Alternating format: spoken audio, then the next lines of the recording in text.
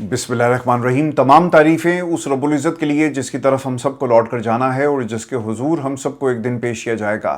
अस्सलाम वालेकुम नाज़रीन, मैं इरफान हाशमी लंदन स्टूडियो से आपको प्रोग्राम में खुशामदीद कहता हूँ। दोस्तों, आज मई है, दिन है जुमे का और आज की हमारी ये पहली वीडियो है। 3 खबरों पर तफसील से हम बात करेंगे। पहली खबर, तहरीक तहफ़्फ़ुज़ पाकिस्तान की एहतजाजी कॉल, पूरा मुल्क बंद हुआ और इसका पहला नतीजा मौसूल हो गया। ये नतीजा क्या है, इसकी तफसील आपके सामने रखेंगे आज के इस प्रोग्राम में। और दोस्तों, क़यादत एक्सपोज हुई है और मज़ाहमत ट्रक की बत्ती। क्या पाकिस्तान तहरीक इंसाफ और तहरीक तहफ़्फ़ुज़ पाकिस्तान मज़ाहमत कर पाएगी? 8-8 घंटे बंद कमरों में बैठकर पार्लिमानी पार्टी का इजलास बुलाया जाता है, लेकिन नतीजा क्या निकला ये भी आपको बताएंगे आज के इस प्रोग्राम में।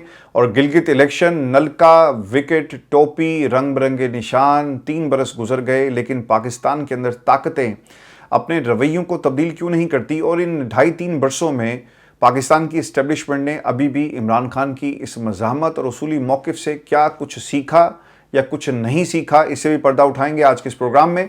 और फिर अमेरिका के आधे मिसाइल ख़त्म हो चुके हैं। रिपोर्ट्स क्या आ रही हैं पेंटागन के हवाले से, और ये मिसाइल कैसे ख़त्म हुए, किसकी लापरवाही थी, और ईरान अमेरिका जंग के हवाले से जो लेटेस्ट डेवलपमेंट्स हैं वो भी आपको बताएंगे, क्योंकि ये अगले 7 दिन बहुत ही इंपॉर्टेंट है। इसका भी मुकम्मल हाल अहवाल शामिल करेंगे दोस्तों आज की इस नशिस्त में। लेकिन प्रोग्राम शुरू करने से पहले मेरी आप तमाम दोस्तों से दरखास्त है कि आप चैनल को ज़रूर सब्सक्राइब कर लें। 1 मिलियन का टारगेट है by the end of this year, Allah ताला के हुक्म से और आप तमाम दोस्तों के ताउन से हम इसे ज़रूर अचीव करेंगे। लेकिन फिर सबसे पहले बात करेंगे तहरीक तहफ़्फ़ुज़ पाकिस्तान की एहतजाजी कॉल। देखें, एक मोमेंटम सोहेल अफरीदी और अलीमा खान ने बना दिया था और अब इसके ऊपर पाकिस्तान तहरीक इंसाफ और ख़ास तौर पे तहरीक तहफ़्फ़ुज़ पाकिस्तान को कैपिटलाइज़ करना है। दोस्तों, तहरीक तहफ़्फ़ुज़ पाकिस्तान के अंदर 8 से 9 शख्सियात हैं जो मुख्तलिफ़ पार्टी से इकट्ठी हुई, जिन्हें अपनी पार्टी के अंदर जगह नहीं मिली तो उन्होंने मिलकर एक ऐसा प्लेटफॉर्म बनाया जिसका नाम रखा गया तहरीक तहफ़्फ़ुज़ पाकिस्तान, जिसके सरबराह हैं एक तो अल्लामा राजा नासिर अब्बास साहब हैं और उनके साथ जो लीड कर रहे हैं वो हैं अचकज़ई साहब। इस प्लेटफॉर्म को बनाने का मकसद ये था कि इमरान खान की रिहाई और पाकिस्तान में आइन के तहफ़्फ़ुज़ के लिए कोशिश की जा सके। ये मैंडेट जो अचकज़ई साहब के पास है, जिसे वो इस्तेमाल कर रहे हैं, और जो 8-8 घंटे की मुलाकातें करके और पार्लिमानी पार्टी का इजलास और फिर दीगर लोगों से जो मुलाकातें की जा रही हैं, इसका मकसद ये था कि तहरीक चलाई जाए, पाकिस्तान के अंदर रूल ऑफ लॉ हो, आम आदमी को जो उसका जीने का हक है ये हक उससे छीना ना जाए, उसे जीने की इजाज़त मिल जाए। पाकिस्तान के अंदर आइन जिसे आप पामाल करते हैं, ऐसे हाथों को तोड़ दिया जाए जो आइन की तरफ बढ़ें, जो इसमें तरमीम करें और पाकिस्तान की आवाम को दोबारा से पत्थर के ज़माने में धकेल दिया जाए। दोस्तों, हमारी हालत भी आज उस कौम की तरह है जिसको हर दौर में बार बार मारा जाता है, पीछे धकेला जाता है और अपनी तरक्की के लिए कौम की तरक्की को दांव पे लगा दिया जाता है। आज 8 घंटे की एक मीटिंग हुई और इस मीटिंग के अंदर फैसला ये किया गया कि इमरान खान की रिहाई हमने कैसे करवानी है, और सब लोगों ने इसके अंदर अपना हिस्सा डाला प्रपोजल की शक्ल में। और अगर आप तमाम वो दोस्त जो इसमें शामिल थे इनकी गुफ्तगू को सुने और जो प्रेस रिलीज और इसके बाद जो मीडिया इंटरेक्शन हुआ, उससे पता ही चलता है कि तहरीक तहफ़्फ़ुज़ पाकिस्तान हो या तहरीक इंसाफ के वो कायदीन जो मुकम्मल तौर पर एक्सपोज हो चुके, इनके पास इमरान खान की रिहाई के लिए कोई जामे प्लान नहीं है। ज़रा मुलाहिज़ा करें जो स्टेटमेंट्स दी हैं मुख्तलिफ लोगों ने, और स्टार्ट करेंगे बैरिस्टर गोहर से। वो ये कहते हैं कि आज पार्लिमानी पार्टी का इजलास 8 घंटे तक जारी रहा, सब ने मुल्क में दरपेश मसाइल का जायज़ा लिया। बुशरा बीबी, इमरान खान की सेहत के हवाले से इनकी सहूलियात मुयस्सर नहीं, इन पर जायज़ा लिया गया। इमरान खान के साथ जो रवैया बरकरार रखा गया वो गैर आइनी भी है, गैर इंसानी भी है, उनको किसी से मिलने नहीं दिया जा रहा। इमरान खान और पाकिस्तान की आवाम एक जान है, हमने फैसला किया है कि उनकी रिहाई का मुतालबा किया जाए और फिलफौर उनके केसेस लगाए जाए, इन पर फैसला किया जाए। महमूद खान अचकज़ई की क़यादत में जो फैसले लिए जाएंगे हमें वो तमाम फैसले मंजूर होंगे। और पार्लिमानी पार्टी ने मुश्तरका कहा कि हमें माइनस बानी मंजूर नहीं है। देखें, 2 चीज़ें बड़ी इंपॉर्टेंट हैं बैरिस्टर गोहर की बात में जो वो गुफ्तगू कर रहे हैं। एक तो उन्होंने ऐलान ये किया है कि अचकज़ई साहब अगर कोई ऐसा फैसला करते हैं जो इमरान खान की रिहाई के अंदर डिले हो या फिर जो इससे पहले उन्होंने फैसले लिए, तो पूरी पार्टी उसके ऊपर किसी किस्म का रेजिस्ट नहीं करेगी और हमें वो फैसले कबूल होंगे। इसलिए ये 8 घंटे बैठकर तमाम लोगों को ये सबक याद करवाया गया। आपको मैं इसकी एक मिसाल दे देता हूँ कि जब लास्ट टाइम स्ट्रीट मोबिलाइजेशन अपने अरूज पर थी और सोहेल अफरीदी साहब नाराज़ होकर, अगर आप वो वीडियो आज भी देखें तो उनकी बॉडी लैंग्वेज बताती है कि वो अचकज़ई से नाराज़ थे। सलमान अकम राजा सोहेल अफरीदी की सख्त गुफ्तगू हुई और बाद में मैंने कुछ लोगों से कंफर्म किया, उन्होंने यही बात बताई कि वहाँ पर सख्त जुमलों का तबादला हुआ और फिर उनको समझाया गया कि यार हम इन लोगों से नहीं लड़ सकते और अगर लड़ना है तो तुम खुद ही लड़ लो, हमारे अंदर हिम्मत नहीं है। अगर आप लतीफ़ खोसा की गुफ्तगू सुने, लतीफ़ खोसा और इनमें फ़र्क ये है कि वो टीवी पर बैठकर बगैर किसी झिझक के, बगैर किसी पोज के, फुल स्टॉप के वो कह देता है कि जनाब मेरे पास जो मैंडेट है वो अडयाला के बाहर जाकर मार खाने का नहीं है और ना ही मैंने पाकिस्तान तहरीक इंसाफ को इसलिए ज्वाइन किया था। इनमें फ़र्क ये है कि ये बंद कमरों में बैठकर ये बात करते हैं, पाकिस्तान की आवाम के सामने बात नहीं करते। तो बैरिस्टर गौहर का ये कहना मोहर लगाना था कि आज के बाद अचकज़ई जो कहेंगे, जो फैसला करेंगे, हम उसे कबूल करेंगे। और दोस्तों इसकी एक वजह क्या है, मेरी तहरीक इंसाफ में जिन लोगों से भी बात हुई और उसके बाद जो मेरी असेसमेंट थी कि ये जो शो हुआ है ना जी लास्ट सोहेल अफरीदी और बहनों का, अब ख़तरा इनको ये लग गया कि यार बहनें और सोहेल अफरीदी एक पेज पर आ गए तो फिर हमें कौन चौधरी मानेगा। अचकज़ई साहब तो हो जाएंगे माइनस और उनकी चुदराहट जो है वो ख़त्म हो जाएगी। तो लिहाजा इनको भी इस काफिले में और जो पूरा जो मरकज़ है इनको बनाया जाए, इसलिए उन्होंने अचकज़ई साहब के हवाले से ये तमाम बातें की। दूसरी बात वो ये कहते हैं कि पार्लिमानी पार्टी ने मुश्तरका कहा कि हमें माइनस बानी मंजूर नहीं। भाई तुम हो कौन? पहला तो सवाल ये है, तुम 300 खंबे हो और मुझे ये बार बार इसलिए कहना पड़ता है कि इमरान खान की वजह से तुम आज पार्टी में कोई पहचान लेकर बैठे हो। आज ये शेर अफजल मरवत, अली बिन गंडापुर, बैरिस्टर गौहर, बैरिस्टर सलमान, ये सब निकल जाएं पार्टी से, सलमान अकम राजा साहब, और जाकर ज्वाइन करें किसी और पार्टी को और कर ले मुकाबला। मैदान भी हाजिर है, घोड़ा भी हाजिर है, जाएं दौड़ा लें और फिर देखें कि आपको पाकिस्तान की अवाम आपको आपकी असलियत जो है वो याद करवाएगी। आज ये बड़े फ़ख्र से कहते हैं और पॉलिसी बयान के तौर पर हमें बताया जाता है कि जनाब इमरान खान को किसी सूरत भी माइनस हम कबूल नहीं करेंगे। दोबारा सुन लें, अगर आपने नहीं सुना दोबारा मुलाहिजा करें। कोई भी इस कोशिश की भरपूर मजम्मत की जाएगी, किसी भी कोशिश की जिसमें माइनस इमरान खान हो। कल हमारा एहतजाज होगा और इसमें पाकिस्तान की अवाम भरपूर शिरकत करेगी। देखें, कोई आपने लायमल नहीं दिया, आप 8 घंटे वहां पर क्या करते रहे, एक दूसरे के गिले शिकवे वहां पर चलते रहे हैं, लोगों ने तकरीरें की और उसके बाद क्या हुआ, कोई लायमल नहीं है। आज पाकिस्तान तहरीक इंसाफ का जी और तहरीक तहफ़्फ़ुज़ पाकिस्तान का मुल्क गिर एहतजाज है। आपको किसी लेवल पर कोई प्लानिंग नजर नहीं आती। ये जो फोन है ना मेरा, इसमें दर्जनों मैसेज मुख्तलिफ शहरों से आए, लोगों ने ये सवाल किया जो वर्कर है, जो आपसे प्यार करता है, जो इमरान खान से प्यार करता है, उसकी रिहाई के लिए ये वो वर्कर्स हैं जिनकी मैं आपको बात सुना रहा हूं, जिन्होंने कुर्बानियां दी। लोग आंसुओं से रोते हैं इन मैसेजेस के अंदर कि हमें हमारे लीडर कुछ नहीं बताते। लास्ट टाइम भी जब इस्लामाबाद जाने की बात हुई तो मुझे फैसलाबाद से दोस्तों का फोन आया, उन्होंने कहा जी कि इरफान भाई, हमें जब हम कायदीन के पास जाते हैं वो ये कहते हैं कि यार नाम लिखवा दो, जिसने जाना होगा हम आपको बता देंगे, लेकिन अभी कुछ ऐसा नहीं। ये पंजाब की सूरत हाल है। तो पूरे मुल्क के अंदर एहतजाज कैसे किया जाएगा?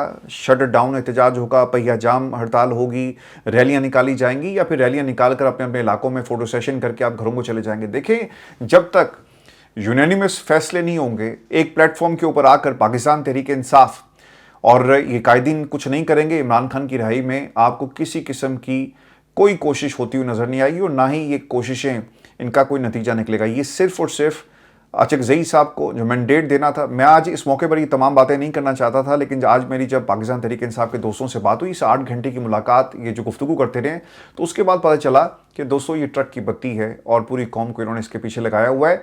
और एक खौफ था कि बहनें और सोहेल अफरीदी एक पेज पर आ गए, उन्होंने तहरीक शुरू की और होनी भी चाहिए थी, आपको भी जाकर ज्वाइन करना चाहिए, तो हमें तो कोई पूछ नहीं रहा।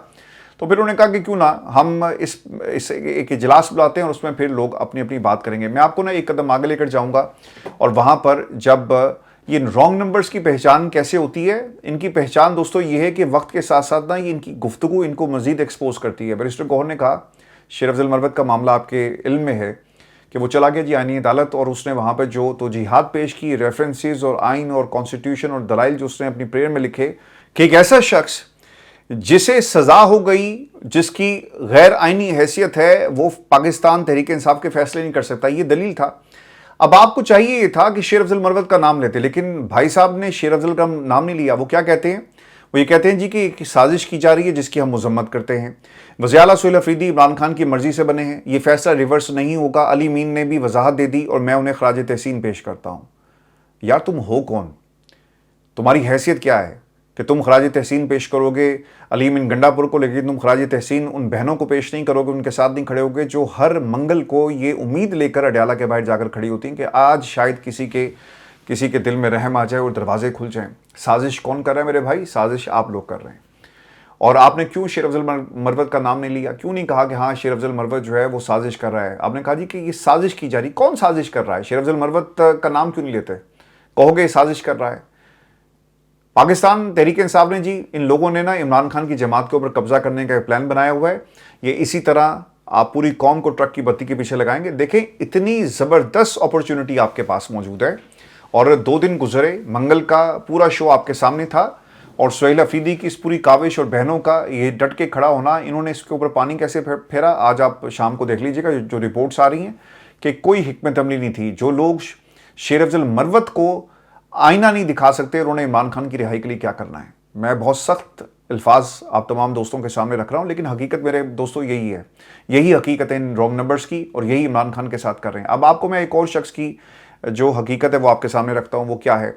इसको कहना चाहिए था ना बैरिस्टर गौहर को कि जनाब अली अमीन गंडापुर को भी तो इमरान खान ने नॉमिनेट किया, तो ये कौन होता है? और हम शेर अफजल मरवत को जो है उससे पूछेंगे। जब इसे लोग रोक कर पूछते हैं ना कि शेर अफजल मरवत साहब को आप पार्टी में कब ले रहे हैं, तो वो हंसते हंसते ना, जी हमारा फैसला तो नहीं है ना, अब खान साहब ने फैसला करना है, ये उनका हुक्म है।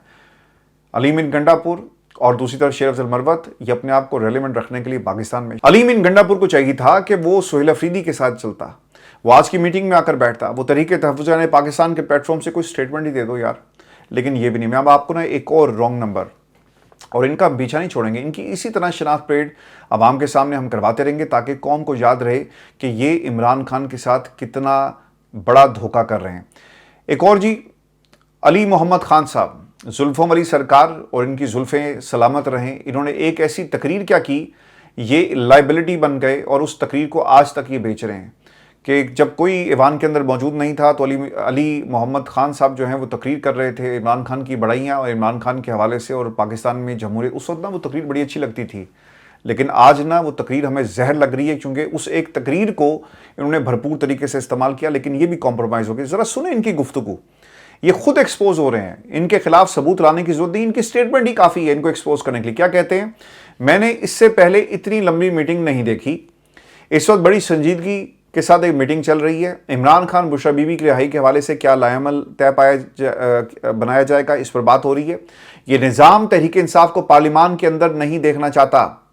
सुने जहां से एक्सपोज हुए, मैंने तजावीज़ दी हैं कि पार्लिमान को मजबूत बनाया जाए। लें जी, कर लें काम। ये कह रहे हैं जी कि हम तो कल को अगर इस्तीफे देने की बात आ गई, और ये पाकिस्तान तहरीक इंसाफ में दोस्तों मैं आपको खबर दे रहा हूँ कि एक प्रेशर है कि वो पार्लिमान जिसमें आप के फैसले ना हो, कहीं और से फैसले आए, आपका वोट ना हो, कहीं और से वोट आए, आपके अपने लोग ना हो और उनका ज़मीर कहीं और गिरवी रख दिया जाए, तो फिर आप ऐसे ईवान में क्या करेंगे? तो उन्होंने कहा यार इससे पहले ये बात शुरू हो, हम ऐसी तजावीज़ जो है देना शुरू कर दें ताकि पार्टी के अंदर एक माहौल बनाया जाए कि भाई हम इन कुर्सियों को, इस अपोजिशन को और इस प्रोटोकॉल को 5 लाख जो तनख्वाह हमें मिलती है हम इसे छोड़ेंगे नहीं। ये सिलसिला ऐसे जारी रहेगा। इमरान खान जेल के अंदर अपनी ज़िंदगी दाव पर लगाकर अपनी ज़िंदगी को कुर्बान कर दे, लेकिन हम बाहर बैठकर प्लान बनाते रहेंगे। और हमने सिर्फ इस चीज़ के ऊपर दाद पाकिस्तान की आवाम से लेनी है कि जनाब ज़िंदगी में मैंने इतनी 8 घंटे की जो मीटिंग है नहीं देखी। वो क्या कह रहे हैं जी कि पार्लिमान को मजबूत करना होगा। कौन सा पार्लिमान? वो पार्लिमान जहां पर आप 26वीं तरमीम 27वीं तरमीम का दिफा नहीं कर सके, आप रास्ता नहीं रोक सके, आप सियासत नहीं कर सके। वो पार्लिमान जहां पर आपने, जिन लोगों ने कहा कि हम ईवान को गर्म करेंगे, हम मैदान को गर्म करेंगे, हम पाकिस्तान में इनका जीना महाल कर देंगे, आप कुछ नहीं कर सके। दोस्तों मैं बड़ा क्लियर हूं। मैंने 8 फरवरी 2024 की रात को भी आप तमाम दोस्तों को कहा था, जब कमिश्नर रावलपिंडी आ गया था ना, उसने एक बाकायदा प्रेस कॉन्फ्रेंस कर दी। फिर आपके पास दलील नहीं बचती, आपके पास सिर्फ एक्शन था। आपके पास 8-8 घंटे मीटिंग्स करने की गुंजाइश मौजूद नहीं थी, सिर्फ आपने कॉल देनी थी कि पाकिस्तान की आवाम को आप ये कहते ना कि लोगों तुम्हारा मैंडेट रात को चोरी हो गया और हमने चोर पकड़ लिए हैं और अब हम पाकिस्तान के अंदर इन चोरों के खिलाफ एक जंग करने जा रहे हैं और आप हमारा साथ दें। जिसका मैंडेट था उसी कौम ने तुम्हारे साथ खड़े हो जाना था, लेकिन इन्होंने क्या किया? इन्होंने आहिस्ता आहिस्ता लोगों के जज्बात को मारना शुरू कर दिया। आज आप लिखे ना किसी थंबनेल के ऊपर कल मुझे किसी दोस्त ने लिखा हुआ था कि इरफान भाई, हम इमरान रियाज के थंबनेल के ऊपर हमने देखा कि इमरान खान की रिहाई, हमने फ़लाँ के थंबनेल के ऊपर देखा इमरान खान की रिहाई। तो जब आप ऐसी बातें लिखते हैं तो हमें बहुत तकलीफ़ होती है। आप तो लोग मजाक उड़ाते हैं जब आप रिहाई का लफ्ज़ इस्तेमाल करते हैं। मैं तो खैर रिहाई का लफ्ज़ जो है वो तहरीक के साथ जोड़ दिया कि इमरान खान की रिहाई की तहरीक, ताकि लोगों को पता चले कि ये जो मामला है ये तहरीक इंसाफ के उन कायदीन के साथ जुड़ा हुआ है जो कुछ नहीं करे, जो 8-8 घंटे की मीटिंग करे, नतीजा क्या निकलता है वो आपके सामने है। तो पार्लिमान दोस्तों वो है जिसके लिए आप मैदान में खड़े होते हो। और 8 फरवरी 2024 की रात को आपने वो महाज भी अपने हाथ से गंवा दिया। आपने इलेक्शन कमीशन ऑफ पाकिस्तान में जिसकी बुनियाद के ऊपर बैरिस्टर गोहरा आज भी पार्टी में सर्वाइव कर रहा है, वो क्या था? वो महाज ये था जिसपे ये बार बार बंदा कहता रहा कि जनाब मैं पार्टी के अंदर चूंकि मेरे दस्तखत हैं और मामला बड़े ख़राब हो जाएंगे। क्या मामला ख़राब हो जाएंगे जी? हमारा केस चल रहा है। लेकिन ये बल्ले का निशान, पार्टी का आइन, पार्टी के अंदर इंट्रा पार्टी इलेक्शन, ये कुछ नहीं करवा सके। आज आप पार्टी में इंट्रा पार्टी इलेक्शन क्यों नहीं करवाते? करवाए ना, ये मामला हमेशा के लिए ख़त्म हो। आपका गिलगित बल्तिस्तान में आपकी जमात नहीं है, आपका नाम रजिस्टर्ड नहीं इलेक्शन कमीशन ऑफ पाकिस्तान में, वहां भी आपको माइनस कर दिया गया। आप आज़ाद कश्मीर के अंदर रजिस्टर्ड नहीं हो सके। ये किसका कसूर है? ये बैरिस्टर गौहर का कसूर है, क्योंकि इसने पार्टी के अंदर जो सर्वाइवल था वो इस बुनियाद पे लिया कि जनाब मेरे दस्तखत मौजूद है ना, और इस मौके पर अगर किसी को साइड पे किया गया ना तो फिर मसला हो जाए। और दोस्तों मैं सलाम पेश करूंगा हामिद रजा को, जिसने अपनी जान, अपनी जिंदगी, अपनी पार्टी सब कुछ इमरान खान के हवाले कर दिया कि खान साहब जान भी हाजिर है, पार्टी भी हाजिर है और आज़ादी भी हाजिर है, और इसके साथ जो आपने करना है आप करें। हम ऐसी आज़ादी से कैद को तरजीह देंगे। आज़ाद फिरना मुझे गवारा नहीं है, क्योंकि बाहर सारे मीर जाफर, मीर सादिक मौजूद हैं और कोई इस लश्कर में शामिल नहीं हो रहा। वो असली भी था, नस्ली भी था, वो जेल चला गया। उसने कहा कि नहीं, मैं इमरान खान के साथ कुर्बानी दूंगा। और वो हमारा भाई हमाद अजहर, जिसने पंजाब के अंदर पार्टी का बेड़ा गर्क कर दिया, वो जब भी थोड़ा सा एहतजाज करता ना तो उसके बाद वो नाराज़ होकर घर बैठ जाता कि ये पढ़िए जी आपकी पार्टी और मैं इस्तीफ़ा दे रहा हूँ और मैं इस जमात को नहीं चलाऊँगा क्योंकि यहाँ पर मेरी टांग खींची जाती है। भाई अब तो आपकी कोई टांग नहीं खींच रहा ना, आप जरा आएँ, आपके पास मौका था, लेकिन आपने हर लेवल के ऊपर ना पाकिस्तान तहरीक इंसाफ को पंजाब में कॉम्प्रोमाइज़ करते चले गए। आपके बारे में खान साहब ने कहा था, और बड़ी मैं जिम्मेदारी से बात कर रहा हूँ कि हमाद बाहर आ जाओ, अगर मैं सज़ा काट रहा हूँ और केसेस का सामना कर रहा हूँ तुम भी करो, लेकिन अगर नहीं बोझ उठा सकते, अलीमा खान बार बार कह चुकी हैं कि साइड पे हो जाएं। आपकी नहीं, आप अक्सर इनकी एक ट्वीट देख लेते हैं और वो अपने आप को ना सियासी तौर पर जिंदा रखने हैं। देखें, ये जो सहाफ़त है ना, ये नहीं हो सकता कि यहाँ पर बैठकर मैं लोगों के कसीदे पढ़ना शुरू कर दूँ कि बड़ा अच्छा जी काम कर रहे हैं, बहुत ज़बरदस्त है जी, इंशाल्लाह सब कुछ होगा। ये हकीकतें हैं, ये इनके अपने बयानात हैं, ये इनकी अपनी मज़ाहमत का एक नतीजा है जो आपके सामने आ गया। और पाकिस्तान तहरीक इंसाफ को सोचना पड़ेगा। शेर अफजल मरवत, अलीमीन गंडापुर, बैरिस्टर गौहर, बाकी रेस्ट ऑफ द कंपनी जो कुछ कर रहे हैं, इनमें से कोई भी एहतजाज मटीरियल नहीं है। दोस्तों मैं आपको, चूँकि बात लंबी हो रही है और पाकिस्तान तहरीक इंसाफ और जब खान साहब की रिहाई की बात आती है ना, तो मैं सिर्फ अकेला नहीं, पाकिस्तान में हर बंदा इस वक्त इमोशनल हुआ है। और जब भी जुल्म होता है ना, लोगों को इमरान खान याद आता है। गरीब की जब रेडी को तोड़ा जा रहा होता है ना, वो इमरान खान को याद करता है। जब गरीब के बच्चे स्कूल नहीं जाते ना, वो इमरान खान को याद करता है। जब किसी का बिल अगर ना उतारा जा सके, अगर वो बिल पे नहीं कर सकता और उसकी बिजली काट दी जाती है, तो इमरान खान याद आता है। जब आपको सोलर के ऊपर टैक्स देना पड़े, इमरान खान। पाकिस्तान में इंडस्ट्री बंद हो जाए, फिर इमरान खान। पाकिस्तान में मजदूर का जो आपने हाल कर दिया, किसान का जो हाल कर दिया, आज वो इस हुकूमत के लिए जहाँ पर बदुआ दे रहा है ना, वहीं पर वो इमरान खान की रिहाई के लिए दुआ भी कर रहा है। तो दोस्तों ये वो हकीकतें हैं। ऑटोमेटिकली हम जज्बाती हो जाते हैं, और मेरा ख्याल है कि कौम को जज्बाती होना चाहिए, क्योंकि ये आपके, हमारे और हमारे बच्चों के मुस्तकबिल का मामला है। जमात के अंदर ना हमें कोई कुर्सी चाहिए, ना हमने कोई तर्जुमान बनना है, ना ही हमने पाकिस्तान में सेनेटर के लिए कोई टिकट आप लोगों से लेना है या किसी हल्के में खड़े होकर इलेक्शन लड़ना है, जिस तरह के बहुत सारे हमारे सहाफ़ी दोस्त हैं वो कोशिशें भी कर रहे हैं। दोस्तों गिलगित बल्तिस्तान में चूँकि इलेक्शन की बात हुई है, मैं क्विकली इसको समराइज़ करूँगा, और हमारी अब कोशिश ये होगी कि खबरें ज़्यादा से ज़्यादा आपके साथ शेयर करें, और जो टाइम ड्यूरेशन है इसको मैं ज़रा मज़ीद कर्टेल करने की कोशिश करूँगा। गिलगित बल्तिस्तान में जी रंग बिरंगे निशानात मैदान में आ गए, और ये ज़रा 24 हल्कों की सूरत हाल, और फिर इसके साथ साथ पाकिस्तान की इस्टेब्लिशमेंट और हुकूमत 2.5 बरसों के अंदर कुछ नहीं बदला है। इन्होंने पाकिस्तान की सियासत से और जो डेमोक्रेसी है इससे कुछ नहीं सीखा, और ये अपना ही जो करिकुलम है वो इस वक्त ख़ुद भी पढ़ रहे हैं और कौम को भी पढ़ाने की कोशिश कर रहे हैं। गिलगित बल्तिस्तान में जी 24 हल्कों में उम्मीदवार जो मैदान में उतारे गए, PTI और मजलिस वहदतुल मुस्लिमीन के उम्मीदवार पाकिस्तान तहरीक इंसाफ ने अपनी इत्तेहादी, उनके साथ जो लोग इस वक्त इलेक्शन में उतारे हैं। अब इनके नाम और फिर इनके जो इंतखाबी निशान है वो ज़रा मुलाहिज़ा करें। इलियास सदीकी हैं जी, इंतखाबी निशान खैमा।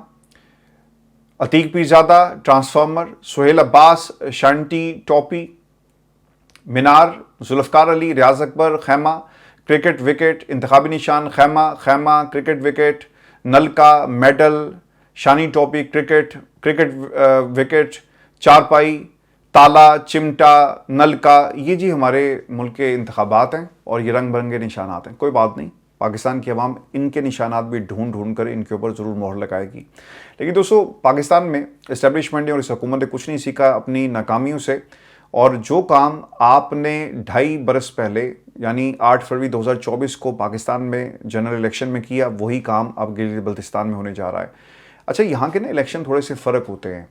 मरकज़ में जिसकी हुकूमत होती है वही आपको गिलगित में नज़र आएगी। मैंने 3 इलेक्शंस गिलगित बल्तिस्तान के कवर किए। हर 5 साल के बाद जो है वो इलेक्शन होता है, और गिलगित जी मेरी ज़िंदगी का एक बहुत अहम हिस्सा है। मैंने गिलगित के अंदर अपनी ज़िंदगी के जो इब्तदाई 10-12 साल हैं वहाँ पे गुजारे, और गिलगित से बहुत ज़्यादा प्यार है। यहाँ की सियासत को मैं बहुत अच्छी तरह समझता हूँ, और गिलगित में हमेशा जिसकी मरकज़ में हुकूमत होती है वही आपको गिलगित बल्तिस्तान में हुकूमत जो है वो नज़र आएगी। और नवाज शरीफ की हुकूमत मरकज़ में थी तो हमने हफीज़ुर रहमान साहब को वहाँ पे देखा, फिर मेहदी शाह साहब को भी देखा, और फिर पाकिस्तान में खालिद खुर्शीद साहब तहरीक इंसाफ की गवर्नमेंट आई। तो ये इसी तरह चलता है। लेकिन इस दफ़ा अब देखना ये होगा कि वोट की ताकत जीतती है या फिर फॉर्म 47 वाले और जो हरबे इस्तेमाल किए जा रहे हैं, तो उसी किस्म का शो आपको देखने को गिलगित बल्तिस्तान में मिलेगा। दोस्तों, मैं आपको ना एक ख़बर ये भी दे दूं, और हुकूमत के हवाले से कुछ दावे ये किए जा रहे हैं कि मुज़ाकरात हो रहे हैं। देखिए, ये मुज़ाकरात की जो कहानियाँ जो दोस्त हमारे सुना रहे हैं काबिल एहतराम है, लेकिन एक बात आप याद रखें कि इन दावों के अंदर किसी किस्म की कोई हकीकत नहीं है। उसकी वजह क्या है जी कि एक तो पाकिस्तान तहरीक इंसाफ से जो खान साहब से मांगा जा रहा था, खान साहब वो देने के लिए तैयार नहीं है, और उन्होंने ऐलान कर दिया कि आज़ादी या मौत, और मैं तुमसे किसी किस्म की डील नहीं करूँगा। और खान साहब जो हैं वो इसी मिशन पर चल रहे हैं। तो दोस्त अगर ये कहें कि जी आपने बहनों को कहा गया कि आपने बहरा की सियासत नहीं करनी, बुशरा बीबी सियासत नहीं करेंगी और कोई बात नहीं करेगा और खामोशी, तो ये बातें तो पहले दिन से इस्टेब्लिशमेंट कर रही है। तो इसमें कोई ऐसी नई चीज़ नहीं है। अच्छी बात है कि आप वीलॉग्स करें, आप खबरें दें, लेकिन मुज़ाकरात किसी लेवल पर नहीं हो रहे। अगर मुज़ाकरात हो रहे होते ना तो ये जो बतौर दलील मैं आपको बता देता हूँ, राना सनाउल्लाह टीवी पर आकर ये ना कहता कि जनाब हमने हुकूमत की जो कमेटी बनाने की हमें तजवीज़ दी गई कि बहनों से और बाकी खान साहब से मुलाकातों का मामला, उस पर हमने इनकार कर दिया और कोई कमेटी नहीं मिलेगी, ये मामला अदालत देखेगी, जेल सुपरिटेंडेंट देखे, हमारा इससे कुछ लेना देना नहीं, चूँकि उन्हें बड़े घर से कह दिया गया था कि खबरदार। और जो दूसरी बड़ी दलील है, ये ईरान अमेरिका की जंग, इसे आपने नहीं भूलना। आपकी पूरी की पूरी जो इस वक्त तवज्जो है वो उस तरफ है। अगर ये जंग रुक गई और कोई डील हो जाती है तो सारी उम्र के लिए क्रेडिट इनको जाएगा कि सालसी हम कर रहे थे, पैगाम निशानी हम करवा रहे थे। और याद रखिएगा, ये जो 7 दिन है बड़े इंपॉर्टेंट है, हज, इस दौरान जंग को रुकवाना बहुत ज़रूरी था। तो पाकिस्तान की इस्टेब्लिशमेंट और पाकिस्तान की हुकूमत इसको अगले कई सालों तक अपने पॉलिटिकल नैरेटिव के लिए इस्तेमाल करेगी। तो इस पूरे माहौल के अंदर वो किसी किस्म की कोई कन्फ्रंटेशन नहीं चाहते, और इसीलिए देखें पुलिस आ गई, आपकी एफसी आ गई, रेंजर्स आ गए, और उन्होंने अलीमा खान और बहनों को वहाँ पर रोका, और फिर दोबारा से रबड़ की गोलियाँ चलाई गई हैं, जो कि एक पैगाम था। तो वो बड़े क्लियर हैं जी, कोई मुज़ाकरात नहीं होंगे, और पाकिस्तान तहरीक इंसाफ को सोचना है, तहरीक तहफ़्फ़ुज़ यानी पाकिस्तान को सोचना है कि उन्हें आगे करना क्या है। और दोस्तों, एक खबर मैं आपको ये भी दे दूँ, और रिपोर्ट ये किया जा रहा है कि इसराइल की हिफाजत करते करते अमेरिका के आर्सेनल जो हैं वो सुकड़ रहे हैं। और रिपोर्ट के मुताबिक जो अल जज़ीरा ने इस हवाले से ये खबर दी है, अल जज़ीरा ये रिपोर्ट कर रहा है, और उसने कुछ पेंटागन के सोर्सेज का हवाला भी दिया। इसके अलावा भी कुछ दुनिया के दीगर जो अखबारात हैं, इंटरनेशनल मीडिया इसको रिपोर्ट कर रहा है। और अमरीकी अखबार वाशिंगटन पोस्ट ने भी इस हवाले से एक बड़ी तफसील के साथ रिपोर्ट दी। अमरीकी अखबार वाशिंगटन पोस्ट के मुताबिक ईरान के साथ जंग के दौरान इसराइल के दिफा में अमरीका ने अपने जदीद मिसाइल और दिफाई ज़ख़ीरे का एक बड़ा हिस्सा इस्तेमाल कर लिया है। रिपोर्ट में दिफाई अंदाज़ों के हवाले से बताया गया कि अमरीकी अफवाज ने ईरानी बैलिस्टिक मिसाइलों को रोकने के लिए 200 से ज़ायद थर्ड इंटरसेप्टर फायर किए, जो पेंटागन के कुल ज़ख़ीरे का तकरीबन निस्फ़ बनता है। रिपोर्ट के मुताबिक इन इदाद-ओ-शुमार से ज़ाहिर होता है कि आने वाले हमलों को रोकने के लिए ज़्यादातर बोझ वाशिंगटन ने उठाया, जबकि इसराइल ने अपने दिफाई ज़ख़ीरे को निस्बतन कम इस्तेमाल किया। वाशिंगटन पोस्ट के मुताबिक इसराइली अफवाज ने 100 से कम एरो इंटरसेप्टर्स और तकरीबन 90 जो डेविड स्लिंग मिसाइल जो हैं वो इस्तेमाल किए। इनके अपने होममेड जो हैं इसराइल के ये मिसाइल हैं जिनका वो जिक्र कर रहे हैं। देखिए इसराइल ने, ये आपको समझना होगा कि पिछले 47 सालों में अमेरिका में कोई ऐसी क़यादत नहीं थी, क्योंकि वो बहुत क्लोजली इसे रीड कर रहे थे सिचुएशन को जो ईरान की है, वहाँ की क़यादत को, वहाँ के लोगों को, और जिस तरह से इनकलाब आया आफ्टर ईरान रेवोल्यूशन। तो वो इस नतीजे पर पहुंचे कि भाई इस जंग को हमने नहीं छेड़ना, अभी ना हमने इस जंग के अंदर जाना है, अभी हमारे बहुत सारे दीगर मामलात हैं। वियतनाम की जंग थी, और फिर अगर आप देखें दुनिया में क्यूबा के अंदर मिसाइल जो प्रोग्राम क्राइसिस शुरू हुआ, फिर इसके अलावा रूस है, फिर और भी जो मिसाइल थे इनके, वो इनकी आंखों के सामने थे। तो इन्होंने कोशिश ये की कि इससे अपने आप को दूर करें। इसमें फैक्टर ये भी था कि ईरान के ऊपर आप हमला करके इसराइल के कहने पर अपने आप को एक नई जंग में धकेलेंगे, उसे फंड कौन करेगा। देखें, जब कोई जंग शुरू होती है ना, तो फिर आपका आर्सनल भी बड़ा होना चाहिए, आपके पास इकोनॉमिक स्टेबिलिटी भी होनी चाहिए, आपके पास जो तेल है वाफर मिकदार में होना चाहिए। तमाम चीज़ों को कैलकुलेट किया जाता, तभी आप जंग में जाएंगे ना। आप कितने दिन जंग लड़ सकते हैं? 5 दिन, 6 दिन, 7 दिन, 8 दिन। देखें, इन 47 सालों में ईरान ने भरपूर तैयारी की। अमेरिका की सिचुएशन ये थी कि वो इस जंग में नहीं जाना चाहता था। 47 सालों में हमने ये देखा, डोनाल्ड ट्रंप साहब आए, उन्होंने कहा ठीक है, बेहतरीन दोस्त के साथ उन्होंने मिलकर प्लान बनाया, उन्होंने ईरान के ऊपर हमला कर दिया। 5 दिन का ये एक टूर बताया जाता है, जो 5 से अब 2 महीने में कन्वर्ट हुआ, और 2 महीने के बाद यूरेनियम इनको क्या हासिल होना था, आपने हुर्मुज़ भी एक नया हथियार बनकर इनके सामने आ गया। तो डोनाल्ड ट्रंप की इस पोजीशन को नेतन्याहू ने एक्सप्लॉइट किया।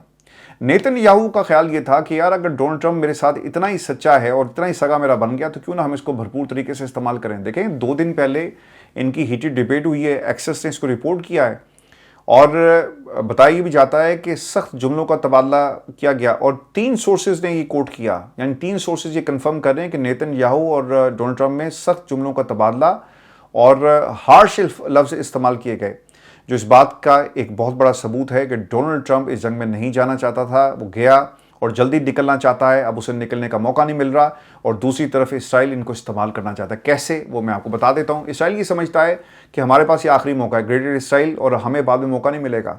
ये डोनाल्ड ट्रंप के साथ मिलकर हम ये पूरा कर सकते हैं। अगर अमेरिका इस जंग से निकल गया तो भाई हम अकेले तो हमला नहीं कर सकते, इसीलिए उन्होंने अमेरिकन का असला इस्तेमाल किया। अमेरिका के जो आर्सनल सुकड़ रहे हैं ना, ये जो टोमाहॉक मिसाइल इस्तेमाल किए गए, बताया जाता है जी कि तकरीबन कोई 800 के करीब गालबन टोमाहॉक मिसाइल जो हैं वो इस्तेमाल किए। मैं इसको दोबारा कंफर्म करके आपके साथ शेयर कर दूंगा, लेकिन जहाँ तक मुझे याद पड़ता है तकरीबन 800 के करीब जो टोमाहॉक मिसाइल हैं, जो सबसे बड़ा ज़ख़ीरा है, इसको बनाने में काफ़ी टाइम लगता है, वो भी उन्होंने इस्तेमाल कर लिए। तो इसराइल ने सोचा कि ठीक है यार, आने दो, इस्तेमाल करते हैं, और फिर भुगतना तो अमेरिका ने है, तो हमारा कोई अमेरिका से कौन सा कोई लेन देन चल रहा है। हमारे साथ वो एक प्लान बना के, एक क्लब है हमारा, जहाँ पे हम ताकतवर सारे बैठते हैं और फैसला करते हैं कि कहाँ हमने अगली जंग जो है वो शुरू करनी है। तो इस तनाजुर में ये डेवलपमेंट बहुत ही इंपॉर्टेंट है जो वाशिंगटन पोस्ट ने रिपोर्ट की। अपना ख्याल रखें, अगली वीडियो में आपसे जल्द मुलाकात होगी। इजाज़त दीजिए, अल्लाह।